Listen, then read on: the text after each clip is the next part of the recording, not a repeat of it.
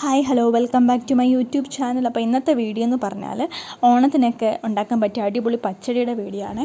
അപ്പോൾ അതിനായിട്ട് വേണ്ടുന്ന സാധനം എന്ന് പറഞ്ഞാൽ തൈര്, തക്കാളി, പച്ചമുളക്, സവാള, കടുക്, കറിവേപ്പില, വറ്റൽ മുളക്, ആവശ്യത്തിന് ഉപ്പ്, പിന്നെ തേങ്ങ, ജീരകം, ചുമന്നുള്ളി ഇത്രയും കൂടി അരച്ച് വെച്ച അരപ്പും കൂടിയാണ് വേണ്ടുന്നത്. അപ്പോൾ ഒരു പാൻ എടുത്ത് അടുപ്പത്ത് വെച്ചിട്ട് പാൻ ചൂടായതിന് ശേഷം ആവശ്യത്തിന് വെളിച്ചെണ്ണ ഒഴിക്കുക.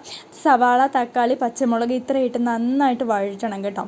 ഒരു ഗോൾഡൻ ബ്രൗൺ ആവുന്നത് വരെ വഴറ്റിയെടുത്തതിന് ശേഷം നമുക്ക് ഈ എടുത്തേക്കുന്ന തൈരിനകത്തേക്ക് ഈ അരപ്പ് തേങ്ങയും കൊച്ചുള്ളിയും ജീരകവും കൂടി അരച്ച് വെച്ച അരപ്പ് ഇതിനകത്തേക്ക് ഇട്ട് നല്ലതുപോലെ ഇളക്കുക കേട്ടോ.